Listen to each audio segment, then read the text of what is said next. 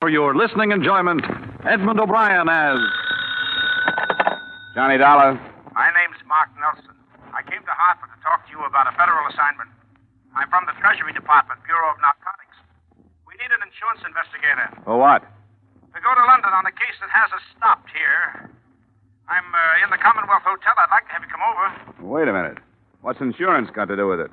Our company took a policy on a few $1,000s worth of trunks en route to London. Somewhere in the load is $500,000 in narcotics. We want you to take the trip with it.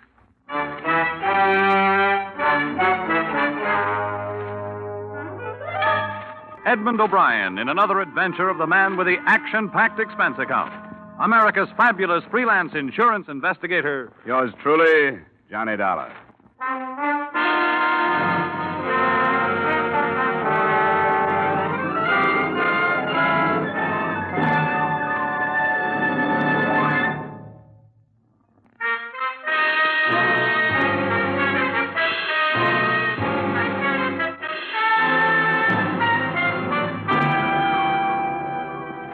Expense account submitted by Special Investigator Johnny Dollar to Treasury Department, Bureau of Narcotics, Washington, D.C. The following is an accounting of my expenditures during investigation of the London matter. Expense account item 1, $1.75, cab fare to Commonwealth Hotel. I'll give you the background as briefly as I can, Dollar. We allowed the entry of some narcotics from India into Seattle. We've been trying to break up a big ring in the Pacific Northwest. But the stuff didn't stay there. We followed it south into Beverly Hills. Have you ever heard of Dorothy Rivers and Broderick Green? The woman? I think so. I saw her in a couple of plays in New York, didn't I? Yes, that's the one. She's been out west for the past 2 years making movies. Green's her husband, a director.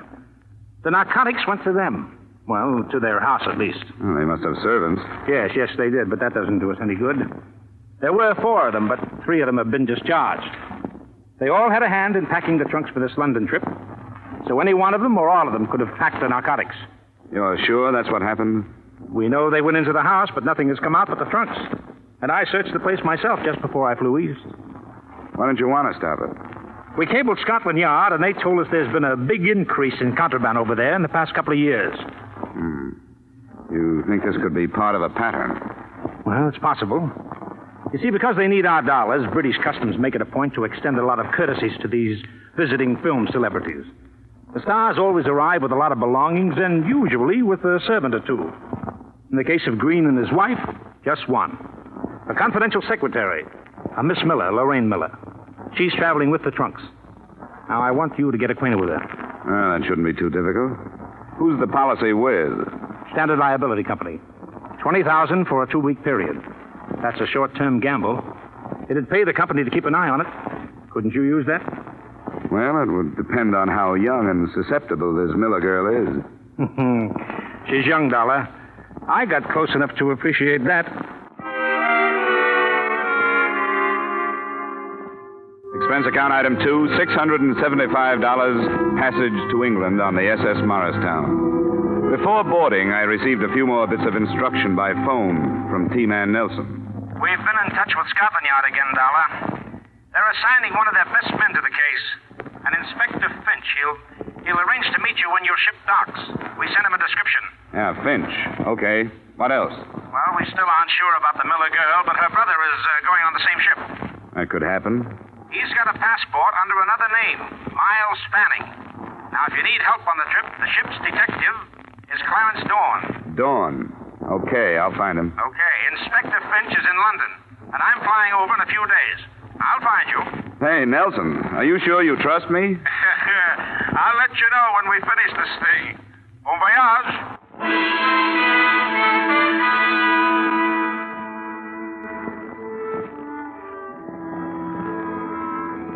Expense account item 3, $8. Bar bill.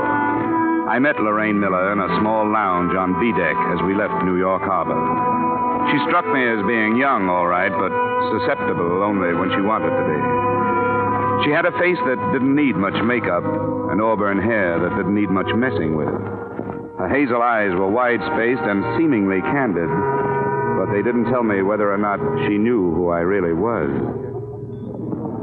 It must be an exciting job. Travel a lot, meet interesting people. Yes, I once met a pig named Rollo who had eaten a diamond bracelet. Really, Mr. Dollar? Say, how long are you going to be in England? About a year, I guess. The Greens are going to make a picture with somebody's frozen pounds. It's a smart thing to do, you know. Everybody who is anybody has some frozen pounds. You don't like these people. If it shows, it's because of this martini before lunch. I'm glad you're here. So am I. You traveling alone? Yeah, but that's my line, isn't it? What do you have, a cabin or a suite? A cabin. Then it's my line. I have a suite. I'll go take a nap in the tub, and you meet me there at 5. There's a little bar, and I'll order some things, and we'll be able to get some music on the radio and have dinner there. Oh, I really shouldn't. Hidden away from the rest of the people. Sound of the ocean outside. You'll like it. If I could only be sure that Mother won't worry about it.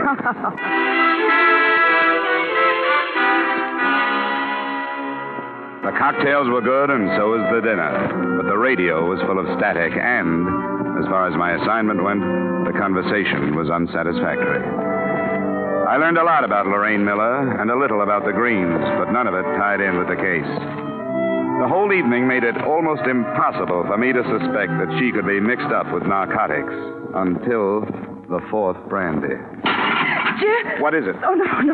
The porthole. Somebody pushed it open. It blew open. It startled me, that's all. Somebody pushed it. You saw him. You started to call out his name. No, I didn't, Johnny. It startled me so. My mind was 1,000 miles away in that Come bang. over here and sit down. I'm sorry, Johnny. That was ridiculous. Why don't you want to tell me who it was? I saw him, too. Now, who are you afraid of? Don't ask me any more, Johnny. But I want you to tell me. All right. You want to spoil everything with your stubborn prying? It was my ex-husband. He followed me before. Now, if you'll please leave. Johnny, I won't be able to see you again.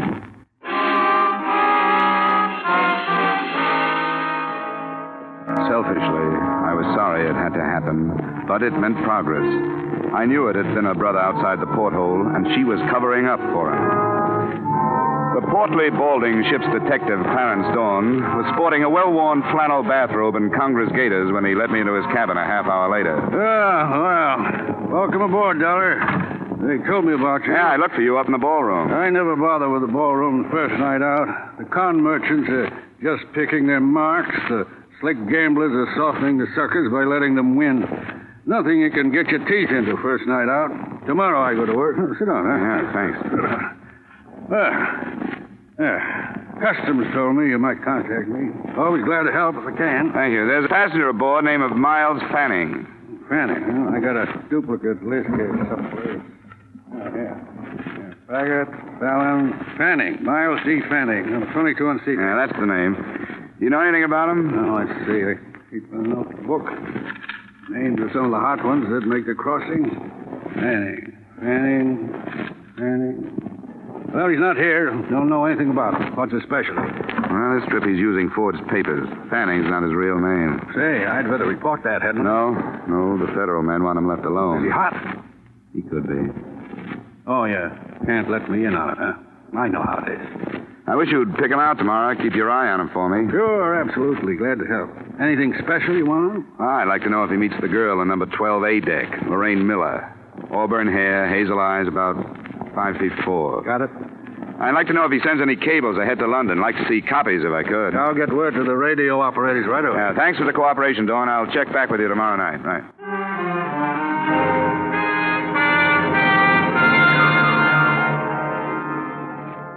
I checked back with him on the following 5 nights, and he had nothing to report. The days and evenings I spent as casually as I could, and never once saw the Miller girl. According to Dawn, she had her meals in a cabin and never left it. Her brother was pointed out to me, and I felt his eyes on me now and then, so I knew he recognized me. Then, the night before we were due to dock in Southampton, I was surprised in my cabin by an unmistakably feminine knock on the door.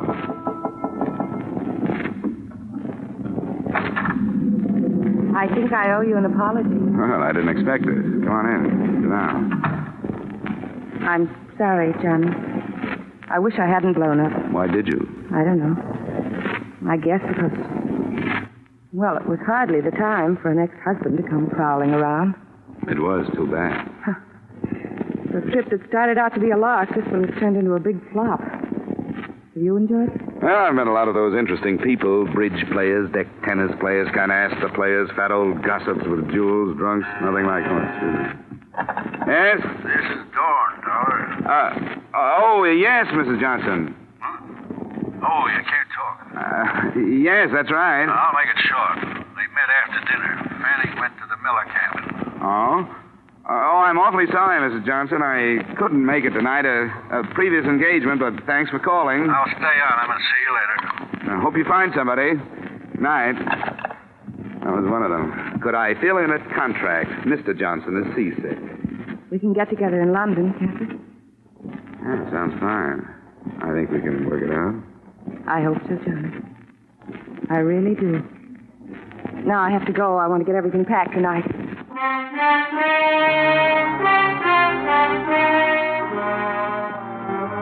I poured myself a nightcap after she'd left. A big one, because I was confused. I didn't know why she'd come, or how much she knew about the narcotics, or how much she thought I knew. It was the first drink I'd had in my cabin out of my own bottle, and it was the last. I felt it the minute it was down, and there was nothing I could do about it. But it was painless. The ship seemed to roll more heavily, and I pitched forward toward my bunk. After that, the ship could have sunk, and I wouldn't have known about it.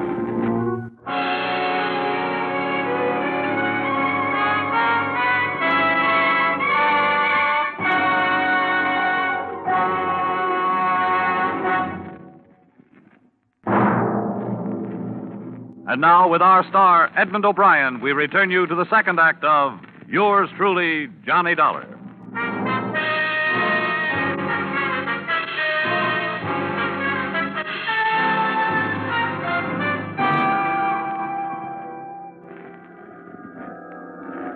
I don't know.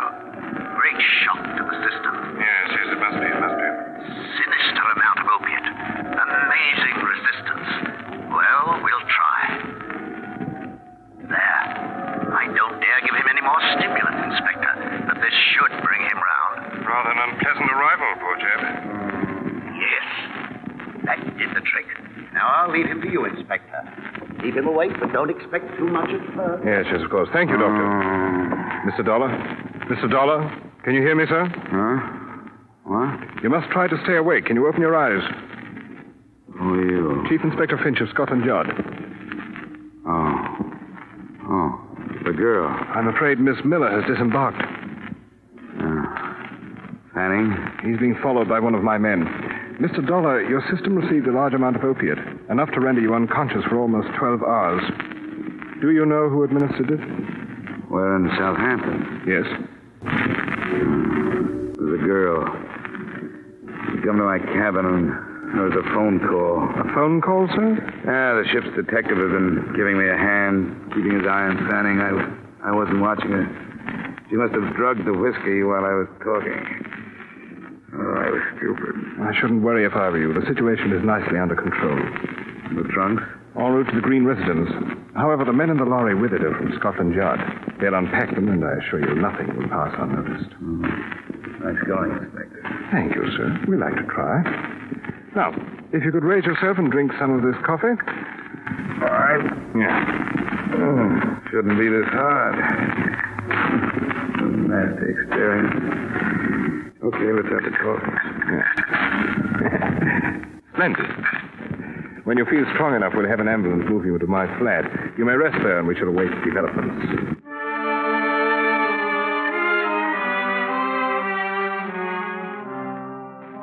It took a lot of coffee and a lot of time. But by early afternoon, we were in the inspector's flat, waiting for word. It came at 4:30. Yes? Mm-hmm. Huh? Are you quite positive? I see. Very well, Sergeant. Return to the yard. I'll phone you there if I need you. Mr. Dollar, is it possible that an error was committed on the other side, that the narcotics never left there? They didn't find them? No. After meticulous search. Oh, Treasury's not going to make a mistake like that with $500,000 worth. The narcotics left the States, all right. Perhaps they're still on the ship.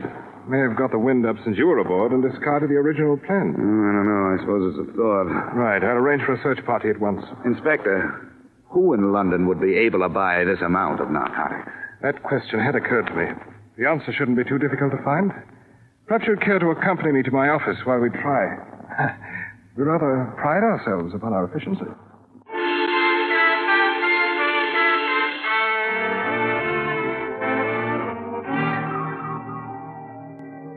10 minutes after we got there, the ponderous machinery that is Scotland Yard started grinding out files on criminals.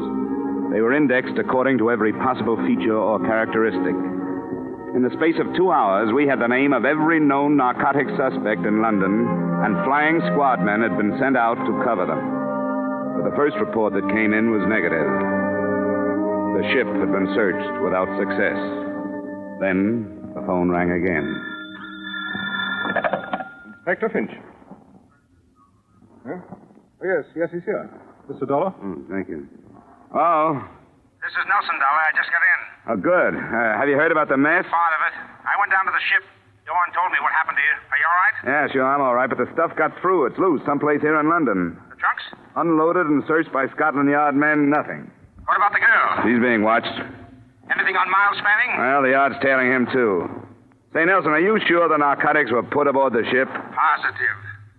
But I'll get right on the transatlantic phone and get somebody to recheck the trail. I'm staying at the Empire. Call me if something breaks. Yeah, right. Treasury man, he's going to check the States to see if there's a slip. Good. $500,000. Rather a nuisance having that. This may be something. Yes?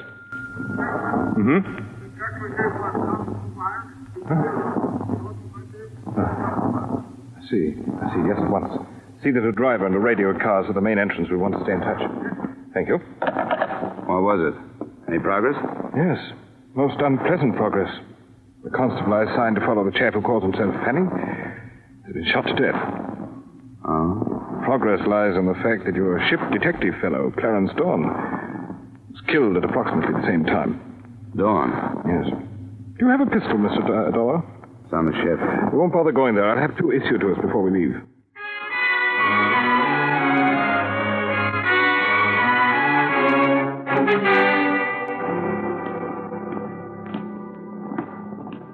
I spoke to Constable Weil before he died, sir. He said he heard shots and ran into the house. By the time he reached the corridor, this Fanning bloke was leaving his room. He tried to stop him. I see. And Fanning? He bolted out the back way, sir. Did he say if he was carrying anything? No, sir. He... hold on a minute. That's what he was trying to say. Port, he said before he died. He was trying to say portmanteau. It's still expensive, Progress. That's the room, sir. Yes. Constable, hop down to the car like a good chap and ask the sergeant to radio in an addition to the Fanning description. The fact that he's carrying a traveling bag. Yes, sir.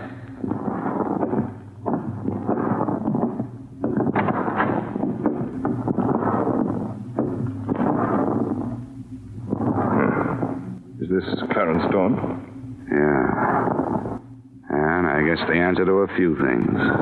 Then Dawn carried the contraband here from the ship, quarreled with Fanning over division of the spoils, and was then shot by Fanning, wouldn't you say? Yes, that's exactly what I'd say. Then Fanning's our man. We'll have to find him. Right.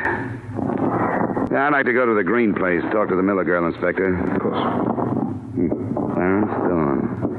You know, I thought... How could I have been so stupid?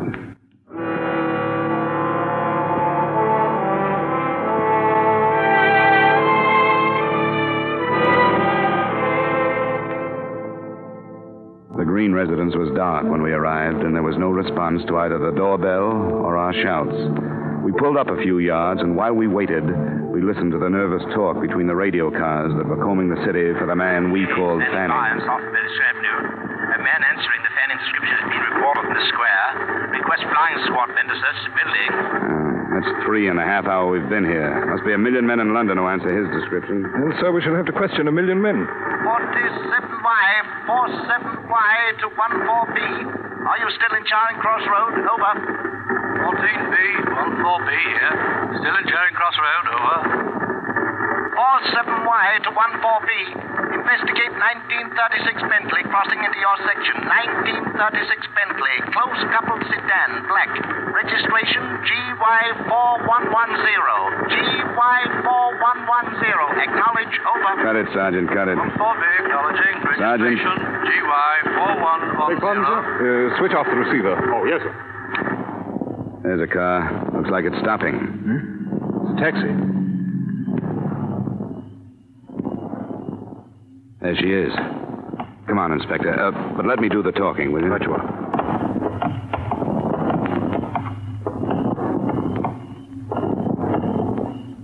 Lorraine? Who is it? Johnny. Johnny, where have you been? Where is he, Lorraine? What happened to you? I looked for you when we were docking. I came to your cabin and knocked. Stop it. Where is he, your brother? Johnny, Come on, where is he? what has he done this time? What'd you say? What has Jim done? You know what he's done. No, I don't. He wouldn't tell me. After everything that's happened, after you've lied to protect him, you're asking me to believe that you didn't know what he was doing? Yes, I'm asking you to believe me. You don't have to. I haven't known anything about Jim since the war. It wasn't my brother who came home. It was somebody else. Somebody to be ashamed of. A stranger I gave money to so he'd leave me alone. But he never did. It was the war. What has he done this time? Tell me, Lorraine. He knew you were coming to London? Yes. You saw him while you were getting ready to leave? He needed money. I hired him to help with the packing. Where is he, Lorraine? I've got a right to know what he's If done. you're telling the truth, it doesn't make any difference. The man's a criminal. He has to be taken. Now, I want you to tell me where he is. He's not my brother anymore, so it doesn't matter. He's going to Tangiers. How, on a ship or a plane? A ship. Which one? I don't know. He's leaving at 9 in the morning. If he doesn't, he'll drag me into whatever it is. Accomplice, he said. But I don't care anymore. I don't care. Well, Mr. Dollar, What do you think of it, Inspector? I don't think she was lying. We've had the same trouble here in England. Young boys who found themselves fighting a war as children were no more than grown-up children, and one day they were told they'd won it. I've seen them. They can't cope with our rather sorry victory, and they simply don't care. Loyalties mean nothing. They want money, and they don't care what they do to get it. Perhaps you, an American, and I, an Englishman, are partially to blame. Yeah, I guess the war is still with us, Inspector. After you, sir. Thanks. Sergeant? Yes, sir. I want to know which ship is sailing for Tangier tomorrow morning at 9. Right, sir. When you find out where she's docked, ask the yard to contact Mr. Nelson of The Empire. the Hotel Empire. Yes. In the meantime, Sergeant, you might drive towards Royal Albert Dock. Right you are, sir.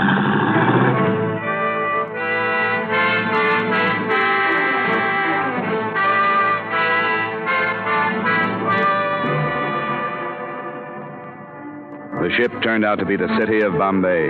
Before we drew to a stop at Royal Albert Dock, we passed through what must have been half of the mobile police force of London.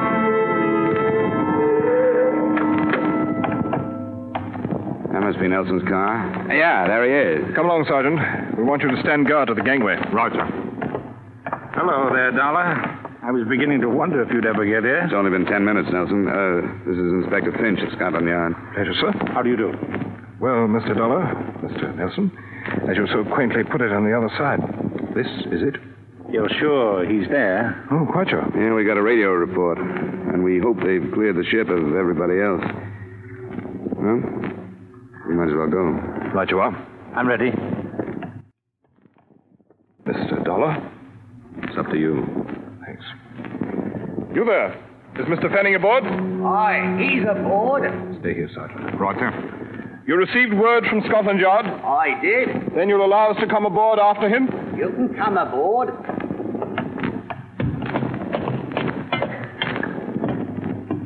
He knows you've come. He's got a gun. Where is he? He went forward on deck. Everything below is closed off. Very good. We can find him up this way? That's the way.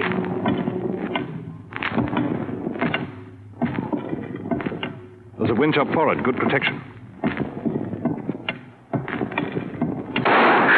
Down behind the hatch. Hey, Miller, Fanning, whatever you call yourself. Come on out. We've got the Treasury Department and Scotland Yard here, so come on out. He won't do it. He won't, Dollar. It's too late for him. I'd better cross over to the other side while you cover me. May draw him out. Are we ready? Wait till I move down here. This is good. Good luck, Inspector. Use your head, Miller. Come on out. There he goes. Throw the ball. Don't let him get over.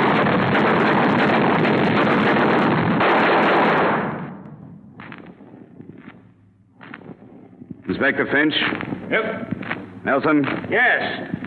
Yes, you all right, Dollar? Yeah, what about him? He's dead, Dollar.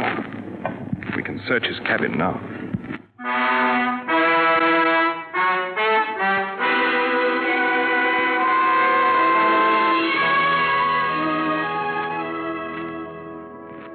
The traveling bag with its $500,000 contents was just inside Fanning's door.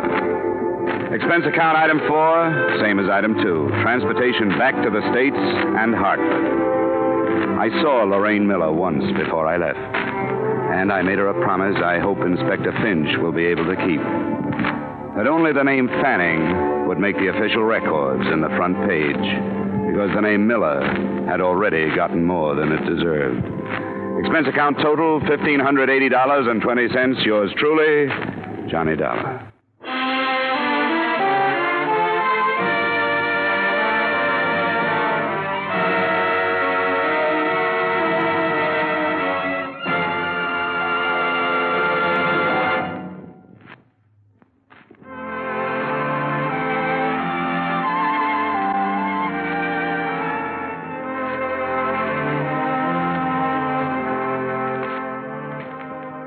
Yours truly, Johnny Dollar, stars Edmund O'Brien in the title role and is written by Gil Dowd and David Ellis, with music composed and conducted by Leith Stevens. Featured in tonight's cast were Wally Mayer, Virginia Gregg, Herb Butterfield, Dana Herlihy, Tudor Owen, Ben Wright, and Alec Harford. Yours truly, Johnny Dollar, is produced and directed by Jaime Del Valle.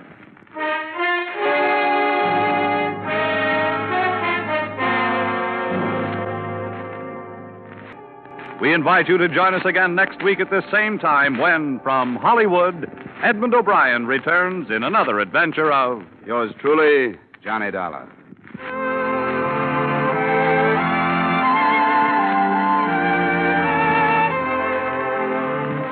Bob Stevenson speaking.